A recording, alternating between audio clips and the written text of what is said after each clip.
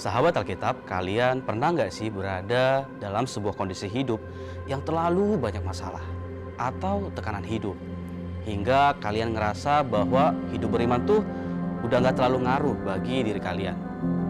Atau mungkin juga ada di antara kita yang mulai bertanya-tanya nih, kenapa saya beriman ya? Apa dampak iman itu juga dalam hidup saya ya? Dan banyak sebagainya. Nah, aku mau ngajak kalian semua nih untuk sama-sama belajar dan merenungkan tentang kehidupan iman kita sebagai pemuda-pemudi Tuhan dari rangkaian konten yang diberikan Lembaga Alkitab Indonesia dengan tajuk Christi Unity. Karena pada dasarnya kita semua diikat sebagai kesatuan dengan dan di dalam Kristus.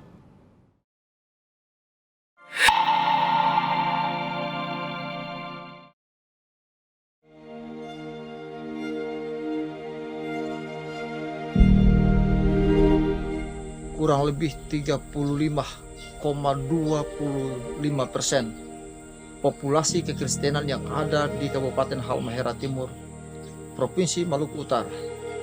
Mereka sulit mendapatkan sebuah Alkitab.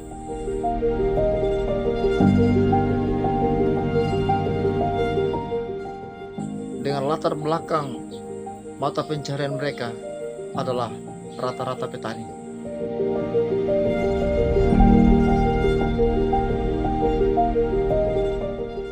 Mari bersama-sama bergandengan tangan untuk meringankan beban mereka, agar dapat mendoakan untuk hadirnya sebuah Alkitab di Halmahera Timur.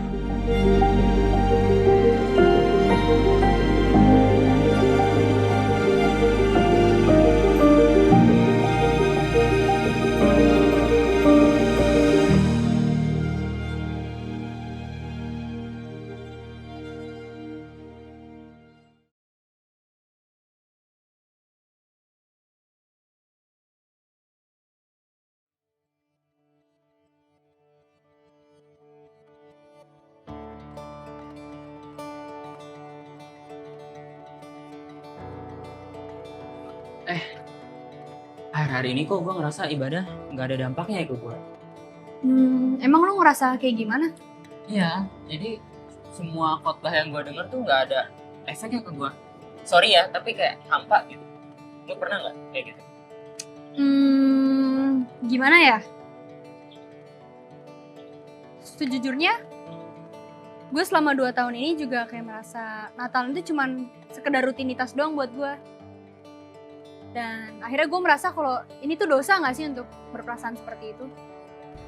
Gue tahu sih ya, Natalan itu ngerayain kelahiran Tuhan Yesus. Tapi, jujur aja, selama ini gue denger khotbah-khotbah, belum ada yang ngubah pergumulan gue. Terus lu jadi mikir, buat apa sih ngerayain Natal? Gitu gak sih? Iya asli, sumpah bener banget. Itu yang gue rasain sih. Sebenarnya setiap gue denger khotbah, gue tuh malah mikir, alah pesan-pesan khotbahnya juga gak bakal nyelesain masalah gue juga kok. Firman tuh udah kayak gak ada dampaknya gitu loh buat gue. Gue serasa iman gue tuh udah mati. Ya belum mati sih, cuman kayak udah pingsan.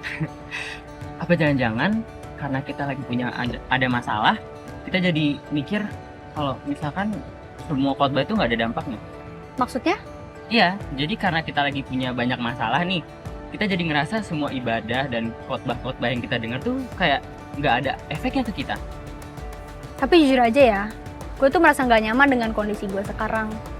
Kan gue orang Kristen ya, gue ingin datang beribadah agar iman gue tuh lebih bertumbuh. Tapi bukannya gue bertumbuh, malah gue kayak begini. Tapi sebenarnya ada nggak ya orang-orang seumuran kita yang merasa kayak gini? Atau paling nggak yang menggumuli hal yang sama gitu? Iya, karena aku suka baca Alkitab tiap hari. Ya, baik-baik saja. Iya, saya merasa kondisi spiritualitas saya saat ini sedang baik karena bukan berarti tidak ada masalah, selalu ada masalah, tapi saya tetap punya harapan untuk berjalan terus bersama Tuhan. Disitulah saya merasa bahwa saya sedang baik spiritualitasnya. Dan semoga akan tetap baik. Enggak, karena kadang ada aja gitu kayak godaan segala macam terus buat dosa. Kondisi iman saya sudah baik-baik saja karena ada Tuhan yang selalu menyertai. Untuk sekarang ini sedang baik-baik saja karena saya masih aktif dalam dunia pelayanan. Sejujurnya tidak jujur, dimana di umur saya yang sekarang saya mengalami banyak hal atau mengalami banyak sekali fase dimana naik turun emosi, kadang itu di luar kendali saya, dan sehingga akhirnya saya seringkali melupakan bahwa sebenarnya saya itu mempunyai Tuhan Yesus, sang sumber kekuatan saya, sang sumber kasih, sang sumber cinta, sang sumber kehidupan. Dia itu tidak pernah meninggalkan anaknya sendirian, dan Tuhan itu pasti akan memberikan segala sesuatu itu indah pada waktunya. Tapi saya seringkali melupakan hal tersebut. Kayaknya lagi agak goyang sih, apalagi kayak di pelayanan kayak dengan secara jumlah SDM tuh kayak lagi menurun, jadi kayak ada agak-agak males sedikit. Emang udah baik-baik saja karena udah sering tetap rajin baca kitab, doa, terus rajin ibadah, jadi ya itu baik-baik saja. Ya, karena ya setiap hari dulu kan ke gereja dengerin teman-teman ya, jadi kuat. Pada saat ini, kondisi spiritualku baik-baik saja karena sebenarnya sebelumnya aku pernah mengalami masa yang sulit, dan Alkitab juga bisa membantuku untuk bisa bangkit kembali dan menjadi pribadi yang selalu percaya pada Tuhan. Dan saat ini aku bersyukur dengan apa yang Tuhan. Yakin karena saya masih suka merefleksikan diri melalui baca-baca renungan. Ini saya rasa baik-baik saja karena saya masih terlibat di dalam persekutuan dan ikut aktif dalam pelayanan. Artinya banyak kondisi hidup yang kita alami ini berpengaruh ya kan kesehatan iman kita. Ya tapi kan kita kan manusia biasa ya, kita nggak bisa ngatur situasi dan kondisi hidup kita berjalan seperti apa yang kita mau kan. Maksud lu hidup nggak bisa seenak-enaknya aja kan? Iya, kita kan perlu mempersiapkan diri supaya iman kita bisa terus berkembang walaupun kita susah maupun senang. Tunggu dulu deh.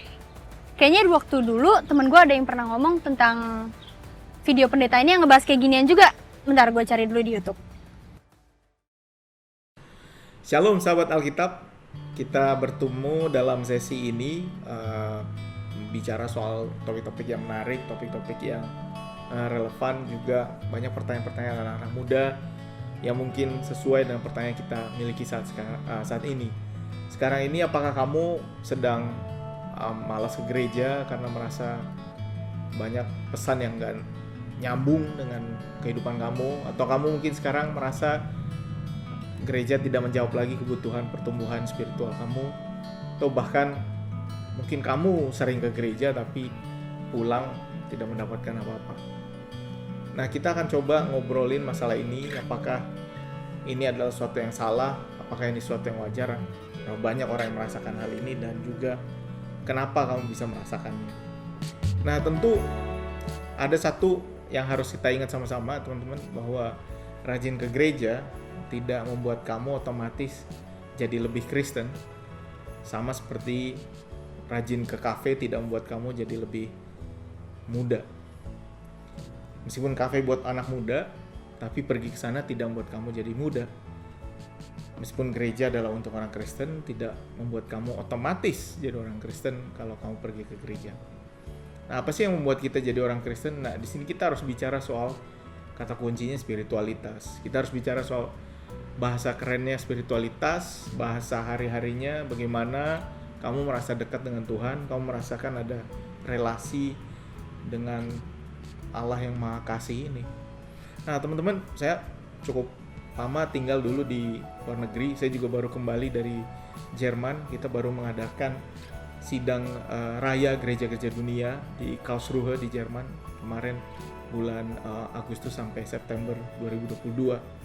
Nah, di sidang itu salah satu alasan kenapa kita memilih di Jerman adalah karena banyak teman-teman di gereja merasa Jerman dan Eropa pada umumnya, Eropa Barat, perlu mengalami revitalisasi, perlu kita kunjungi lagi, kita perlu memberikan kekuatan lagi melalui doa, melalui nyanyian, melalui puji-pujian. Kita merasa bahwa ada sesuatu yang mati, atau mungkin mati terlalu berat lah, ada sesuatu yang kurang di dalam kehidupan bergereja teman-teman kita yang ada di Eropa Barat.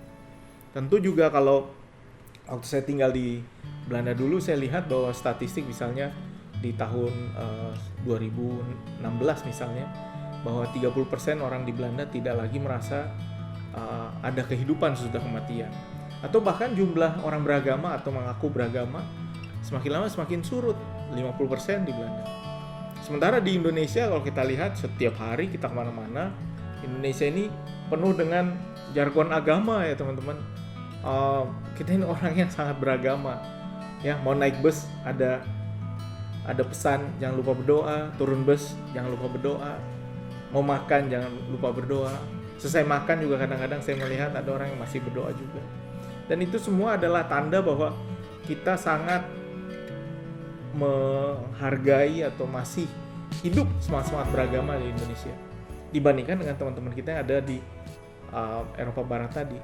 Tapi ada perbedaan sebenarnya teman-teman antara spiritualitas dan religiusitas. Spiritualitas kita bisa artikan relasi saya dengan Bapa, relasi saya dengan Allah di surga, bagaimana saya merasakan cinta kasih Allah, bagaimana saya merasakan ada petunjuk dalam hidup saya. Saya tahu apa yang harus saya lakukan, saya tahu kemana saya harus bertanya ketika saya tidak tahu ke arah mana saya harus berjalan. Dan paling tidak spiritualitas menunjukkan kedekatan saya dengan Allah. Nah sementara di sisi lain ada juga yang namanya religiusitas. Religiusitas ini beda dengan spiritualitas. Religiusitas itu cara kamu mengikuti ritus-ritus agama, doa berapa kali, ya, liturginya seperti apa, tata ibadah seperti apa, bagaimana kamu bisa menghafal doktrin-doktrin tertentu, itu lebih menjadi religiusitas. Tentu orang bisa menjadi spiritual dari urutan-urutan itu. Misalnya kamu udah biasa doa makan, lalu lama-lama kamu betul-betul merindukan doa makan ketika kamu mau makan, karena kamu menghidupinya dan akhirnya lama-lama kamu merasa itu sebagai bagian dari hidupmu. Cuma susahnya juga karena kita lihat bahwa tingginya angka religiusitas di Indonesia misalnya, betapa orang masih mengikuti apa aturan agama, semua petunjuk-petunjuknya, tidak membuat kita menjadi lebih baik juga sebagai seorang manusia. Misalnya angka korupsi masih tinggi, ya. Kalau teman-teman di lampu merah ada polisi atau nggak ada polisi, beda nggak kelakuannya? Berhenti nggak kalau lampu merah tidak ada polisi? Dan lain sebagainya. Apakah kamu jujur? Apakah kamu tidak akan melakukan hal yang curang ketika tidak ada yang melihat kamu? Di sisi yang lain, teman-teman misalnya di Belanda kemarin saya jalan ke sebuah tempat ada tuh tempat di mana orang-orang suka foto tuh seperti pemandangan ya, seperti laut-laut, namanya Giethoorn. Itu sebuah daerah di mana seperti Venice gitu, orang-orang kalau jalan harus naik pakai perahu. Lalu di sebuah pojok saya melihat ada orang yang jual kopi dan bunga. Jadi cuma naruh mangkok aja. Jadi ya dia mengharapkan orang kalau ngambil ya bayar gitu. Kalau ngambil ya bayar. Nggak ada yang meriksa, cuma begitu aja. Nah itu kalau di kita gimana tuh? Masih ada nggak? Tapi di situ saya lihat orang-orang dengan jujur ya dia taruh aja, lalu diambil apa yang dia perlu, dia bayar sejumlah apa yang diambilnya. Nah di sisi seperti itu mereka juga tetap melakukan bantuan-bantuan kemanusiaan. Jadi misalnya ada gempa atau bencana atau seperti perang yang terjadi di Ukraina, mereka membuka pintu gereja, orang-orang boleh masuk ke dalam gereja. Pengungsi Syria juga dulu mereka tampung di dalam gereja. Juga orang-orang yang mengaku tidak beragama banyak menolong teman-teman yang membutuhkannya. Jadi di sisi yang lain gerejanya kosong, tapi pada sisi yang satu lagi mereka betul-betul melakukan tindakan kemanusiaan. Berbeda dengan kita mungkin, saya nggak tahu juga. Gerejanya masih banyak yang pergi, paduan suara kita berjuta-juta jumlahnya, tapi kalau disuruh melakukan kejujuran, disuruh melakukan hal yang tidak bertentangan dengan firman Tuhan, mungkin kita bisa cek juga betul atau tidak melakukannya. Nah teman-teman, pada saat ini ada yang namanya spiritual but not religious. Jadi kata mereka, ke gereja tuh nggak penting, yang penting itu saya punya hubungan dengan Tuhan. Jadi mereka merasa bahwa yang penting itu adalah saya punya relasi dengan Allah yang di atas sana. Nah, buat teman-teman yang seperti ini, kebanyakan mereka merasakannya adalah orang-orang yang dulu gereja lalu tidak puas dengan apa yang terjadi di gereja. Mereka bosan dengan jargon-jargon agama, mereka bosan dengan terlalu banyak aturan di dalam gereja, saya pengen jadi manusia yang lebih baik, atau bahkan mereka merasa gereja tidak memberikan jawaban kepada apa yang saya tanya. Saya sering sekali ketemu dengan teman-teman anak-anak muda kalau nggak puas dengan jawaban gitu. Dia nggak puas dengan jawaban yang diberikan oleh gereja, dia nanya misalnya kenapa hal-hal yang terjadi di dunia ini bisa seperti itu, misalnya kenapa ada kejahatan, kenapa ada kematian dan lain sebagainya. Lalu gereja kadang-kadang di tengah-tengah mungkin mereka bingung juga menjawabnya atau memang betul-betul sulit, mereka bilang ya itu semua rencana Tuhan. Sehingga ketika anak-anak muda ini mencari jawaban, dia nggak ketemu jawabannya. Ke gereja pun mungkin dia satu karena ikut orang tua, jadi dia harus ikut apa boleh buat. Yang kedua ya merasa udah rutinitas jadi dia tetap harus pergi. Atau yang ketiga dia lagi nyari teman, jadi dia ke gereja. Nah, orang-orang yang pergi ke gereja dengan berbagai alasan selain mau mendengar firman Tuhan, pada akhirnya akan mudah sekali untuk merasakan bosan, lelah, capek, sehingga akhirnya mereka merasa hambar dalam gereja.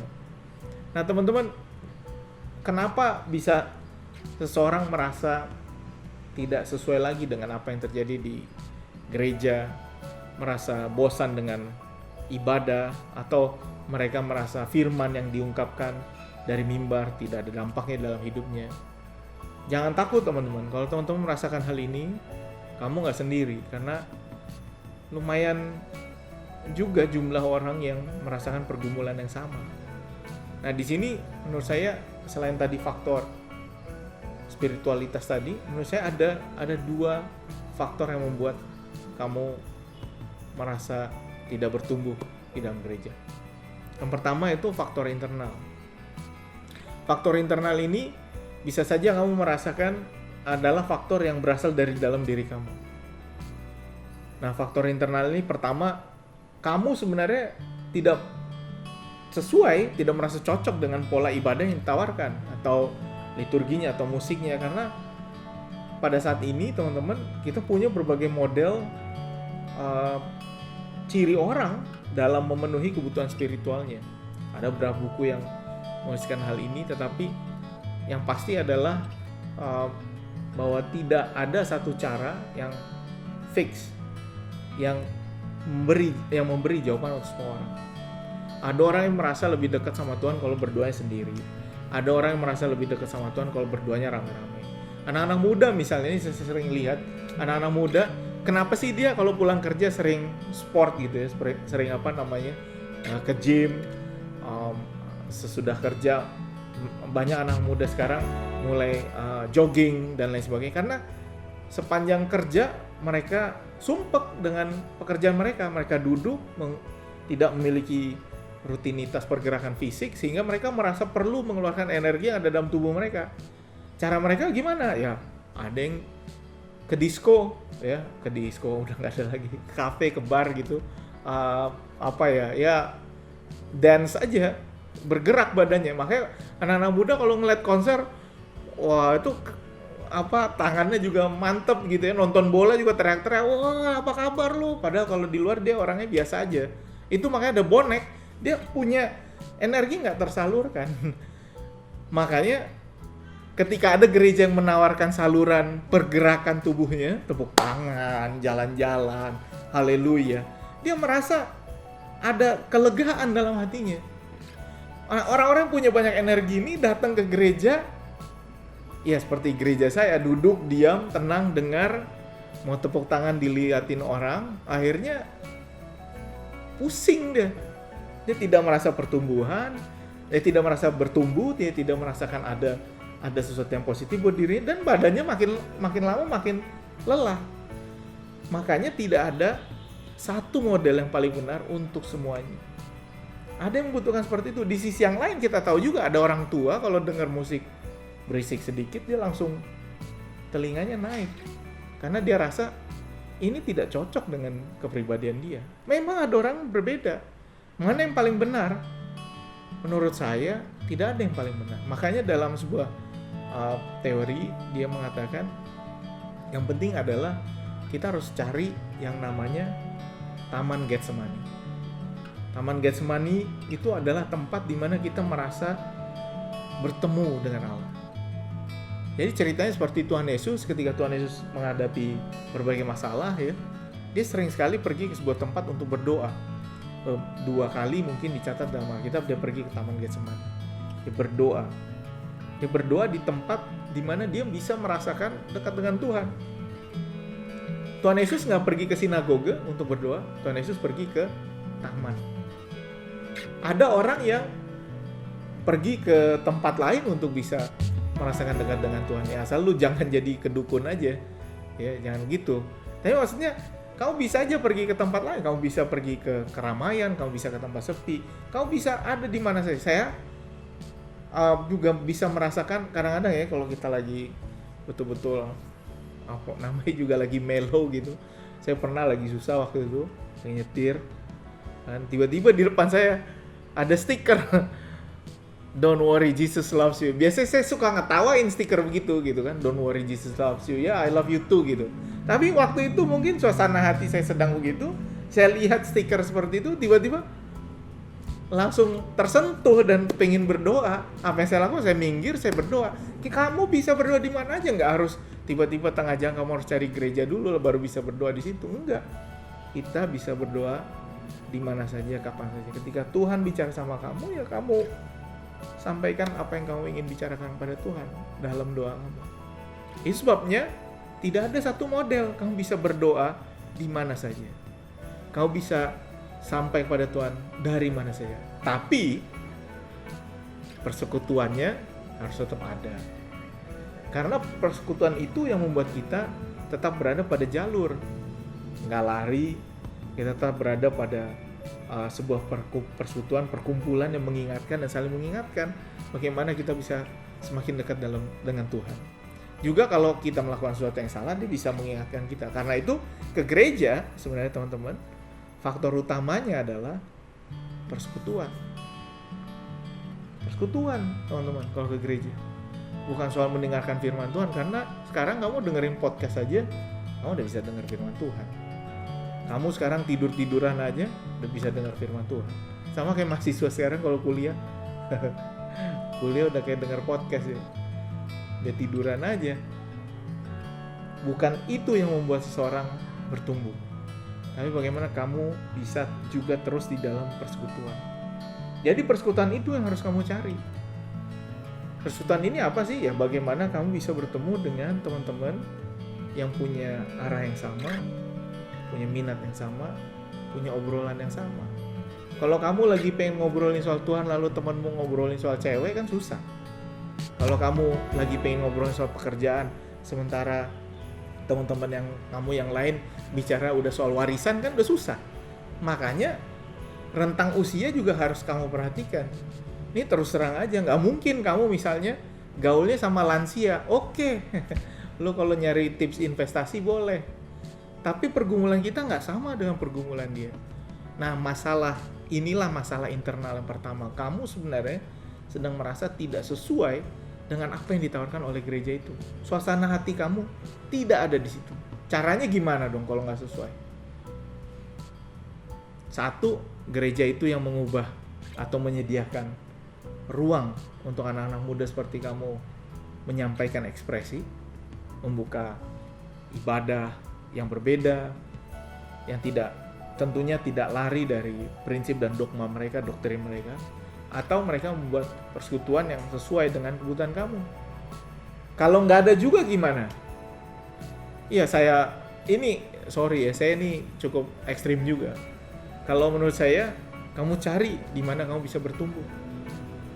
Karena yang dalam hidup ini yang kamu cari Tuhan, bukan gereja, bukan orang. Kamu cari Tuhan. Kamu bisa dekat kepada Tuhan melalui gereja.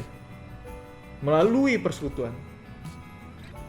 Kalau persekutuan kamu sekarang tidak membuat kamu merasa dekat, cari yang sesuai dengan dirimu.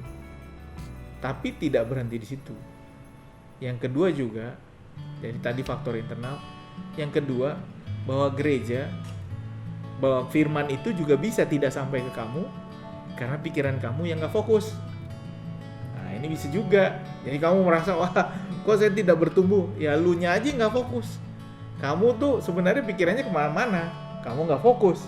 Kamu ada di situ, tapi pikiranmu tidak ada di situ. Nah, ini bisa jadi juga. Gitu ya. Ada teman anak muda, dia selalu merasa, bang, gue begini-begini, gue gak setuju sama pendeta, nih khotbah begini-begini. Setelah saya telusuri, ternyata dia gak setuju sama apa kata pendeta itu. Karena dia merasa dirinya benar. Pendeta itu misalnya khotbah mengingatkan dia, atau mengingatkan secara umum lah, harus begini-begini. Dia gak setuju. Sekarang bayangkan aja kalau orang diingatkan misalnya, kamu gak boleh korupsi gitu. Sementara di gereja itu ada yang koruptor, pasti dia akan susah mendengar pesan jangan korupsi itu. Berlawanan dengan hati. Jadi bukan cuma soal dia nggak cocok karena kepribadiannya nggak cocok, tapi bisa jadi hati kamu sedang kamu tutup juga untuk mendengar firman yang sedang mengatakan kebenaran. Nah sekarang yang penting adalah kamu harus periksa nih. Periksa sebenarnya faktor mana yang membuat kamu merasa tidak bertumbuh. Apakah betul karena tidak sama dengan kebutuhan kamu, atau karena kamu sekarang sedang mengeraskan hatimu untuk tidak mendengarkan firman itu. Nah itu penting sekali, karena teman-teman bukan tertutup juga kemungkinan misalnya orang merasa tidak bertumbuh di situ karena di situ ada musuhnya. Misalnya ini kita pindah-pindah gereja bukan karena mencari kebutuhan, tapi karena bertengkar, ya kan? Lo bertengkar di situ, ada om di situ yang bertengkar, ada paduan suara yang bertengkar. Kamu mungkin lagi sering jadi pelayanan, tiba-tiba kamu nggak dipakai lagi, nggak dipanggil lagi untuk pelayanan. Lalu kamu kesel, lalu kamu bilang ini nggak sesuai lagi dengan pertumbuhan firman Tuhan, lalu kamu pergi. Nah itu yang namanya pergi dengan kemarahan. Itu faktor internal juga. Tapi internalnya ada di kamu. Nah makanya teman-teman coba periksa, oh doa benar, yang benar. Kamu ini ada di faktor nomor 1 atau nomor 2. Kalau faktor nomor 1, silahkan cari yang sesuai dengan kamu. Kalau faktor nomor 2, kamu yang harus bertobat. Harus minta ampun sama Tuhan. Hati yang keras harus dilembutkan. Lalu coba tanya, Tuhan mau apa dari saya dalam hidup ini. Nah, ada juga faktor eksternal. Faktor eksternal misalnya ya suasana gereja yang tidak mendukung. Misalnya gerejanya lagi bertengkar. Jadi bukan kamu yang bertengkar, tapi gerejanya yang lagi bertengkar. Lalu kamu pikir, aduh, kok gereja bertengkar juga ya? Gimana caranya saya bisa bertumbuh kalau gereja saya aja bertengkar? Itu faktor eksternal. Atau faktor eksternal lainnya memang, nah ini kritik saya sering ke teman-teman saya pendeta. Khotbahnya emang gak bagus. Apa boleh buat? Emang khotbahnya gak bagus. 20 menit kita dengerin dia ngomong dari A sampai Z, dari Z sampai A, itu aja. Muter-muter aja dari situ. Nah ini yang namanya kurang persiapan. Nah ini siapa yang bisa memperbaiki ini? Nah ini yang pasti bukan teman-teman yang bisa perbaiki. Ini gereja-gereja yang bisa perbaiki. Ini juga kritik terhadap teman-teman para pendeta. Kadang-kadang alasannya begini, khotbah itu kan kita bukan mencari pengkhotbah, kita cari firman Tuhan. Iya benar juga sih. Biasanya yang ngomong gitu khotbahnya kurang bagus. Kalau dia mempersiapkan khotbah dengan bagus, orang lain bisa tidak setuju karena merasa ditegur, karena merasa dimarahi, karena dia merasa sedang melakukan sesuatu yang tidak sesuai dengan firman Tuhan pada hari itu. Itu bisa terjadi kalau khotbahnya baik, orang tetap merasa tidak tersentuh. Tapi kalau khotbahnya tidak dipersiapkan dengan baik, sudah pasti orang yang datang mempersiapkan diri. Datang ke gereja, apalagi orang-orang sibuk sekarang hanya 1 kali seminggu ke gereja, dia khusus menyiapkan diri untuk mendengarkan firman Tuhan. Dan betul-betul dia fokus kepada firman Tuhan itu, lalu dia datang kosong, dia pulang lebih kosong lagi. Karena firman Tuhannya tidak kena ke hatinya. Nah, itu faktor yang perlu dipersiapkan oleh gereja, teman-teman. Karena itu, mulailah teman-teman eksperimen. Eksperimen bukan eksperimen yang aneh-aneh. Eksperimen misalnya, kalau teman-teman selama ini belum pernah pergi ke gereja di luar dari gereja teman-teman, silakan sekali-sekali coba ke gereja yang lain. Bukan maksudnya pindah-pindah, tapi coba lihat. Kadang-kadang ya, kalau kita udah keluar, kita baru menghargai apa yang ada di dalam. Jadi teman-teman udah pergi keluar, lalu lihat apa yang teman-teman di luar lakukan, lalu teman-teman akan mengatakan, oh iya, saya rindu juga sama tradisi gereja saya. Kadang-kadang seperti itu juga loh teman-teman. Kita tidak menghargai apa yang kita miliki karena kita belum pernah melihat apa yang ada di tempat lain. Jadi silahkan keluar, ini saran saya, silahkan keluar. Silahkan jalan, cari, bandingkan. Kalau bisa, bawa yang bagus, usulkan kembali ke gereja kita masing-masing. Ini bagus, menurut saya ini cocok. Atau bahkan lebih maju lagi, kamu yang jadi pengurus. Kamu yang jadi orang pendobrak kebuntuan yang ada di gereja kamu. Usulkan itu sama orang-orang yang di gereja. Nah, jadi apakah kamu harus merasa bersalah? Apakah kamu harus merasa berdosa kalau merasa tidak bertumbuh? No, nggak usah. Yang penting adalah kamu tetap mencari ke Tuhan. Gereja adalah kita. Gereja adalah persekutuan. Kita ada di dalam. Siapa yang harus memperbaiki gereja ini? Siapa yang akan membuat reformasi di dalam gereja? Kita juga. Kamu juga. Kamu orang yang ada dalam gereja. Kamu dipanggil untuk memperbaiki gerejamu. Kalau bukan anak-anak muda, teman-teman, siapa lagi yang akan terpanggil untuk memperbaiki gereja? Jadi kalau saat ini kamu merasa ada kebutuhan, dan kebutuhan yang kamu rasa adalah faktor internal, kemudian faktor internal itu kamu rasa adalah ada sesuatu dalam gereja yang bisa kamu ubah, kamu perbaiki, go for it. Silahkan pergi. Go for it. Silahkan pergi, silahkan perbaiki gerejamu. Silahkan berikan tenagamu. Jangan ngomong-ngomong di luar aja. Mari masuk, kita lakukan sesuatu bagi kemuliaan Tuhan. Kalau itu ada faktor eksternalnya, coba kamu bicarakan pada pihak-pihak terkait supaya masalah-masalah tersebut bisa diatasi. Dan yakinlah teman-teman, bukan cuma kamu yang merasakan hal seperti ini. Saya mau bagi cerita terakhir. Jadi dulu teman-teman, saya pernah jadi calon pendeta gitu ya, calon pendeta. Saya tinggal di daerah di Tarutung. Lalu ketika jadi calon pendeta, puasa benar-benar kenceng lah puasa. Tuhan, saya mau ini, saya mau sesuatu gitu. Lalu sesudah 2 bulan nggak dikasih Tuhan, nggak dikasih. Jadi doa saya nggak dikasih. Lalu saya waktu itu ngambek saya. Saya rasa firman Tuhan ini tidak ada yang sesuai dengan kepribadian saya. Ngambek saya. Ngambeknya jelek lagi. Ngambek jelek saya itu seperti apa? Saya nggak mau ke gereja. Padahal di depan rumah saya itu gereja. Jadi kalau saya nggak tugas, saya nggak gereja teman-teman. Parah saya. 2 bulan tuh saya begitu. Depan rumah gereja. Kalau saya nggak tugas, saya nggak ke situ. Jadi gitu, kalau pendeta ngambek begitu, nggak mau gereja, ngumpet deh. Saya inget tuh, kalau jam gereja matiin lampu rumah, saya tiduran aja di tempat tidur, males. Kesel saya sama Tuhan, kesel. Sampai suatu hari saya dengar khotbah dari gereja yang ada di depan rumah saya. Wah, khotbahnya saya udah lupa soal apa, tapi kayaknya saya lagi diomelin waktu itu. Kayak lu kok begitu sih, manusia macam apa lo, ngambek. Masa lu minta-minta Tuhan untuk memenuhi kebutuhan lo. Nah, itulah yang saya bilang tadi.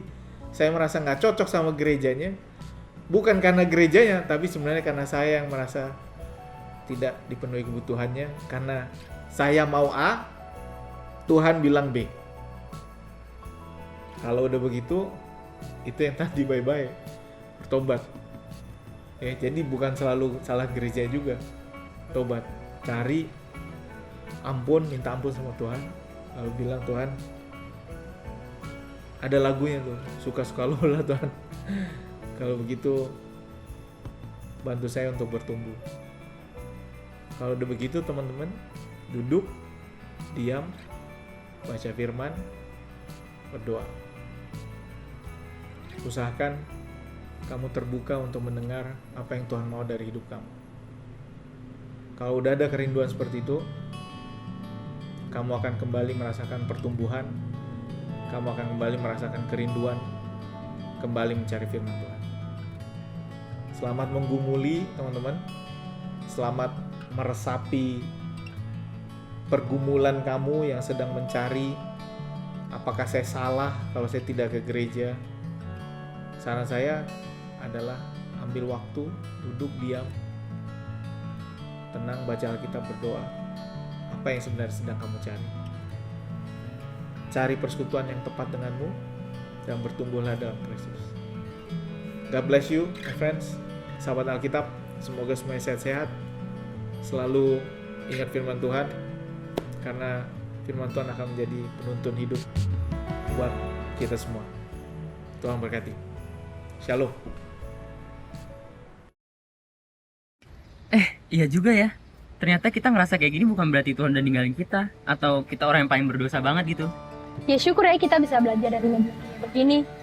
Sekarang kita bisa tahu kalau kita merasa hambar dalam ibadah, itu tuh bukan sebagai hal yang salah atau berdosa, tapi kita bisa dapat kesempatan untuk belajar hidup beriman yang lebih berkualitas saja.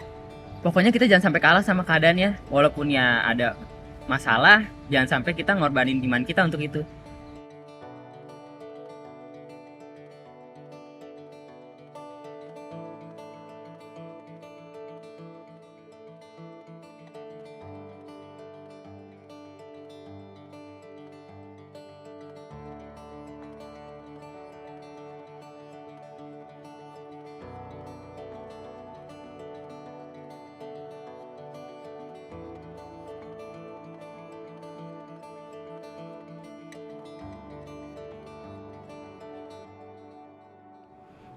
Berarti kita harus mulai kritis nih ya dengan kondisi spiritual kita, supaya iman kita itu bisa bertumbuh. Kalaupun ada yang ngerasa hambar, ya itu adalah bagian dari dinamika hidup beriman yang jangan sampai ditakuti, tapi kita harus gunakan itu untuk semakin berakar di dalam Tuhan. Sahabat Alkitab, kita ketemu lagi besok ya, pada jam yang sama dan kanal YouTube yang sama milik Lembaga Alkitab Indonesia. Tuhan memberkati.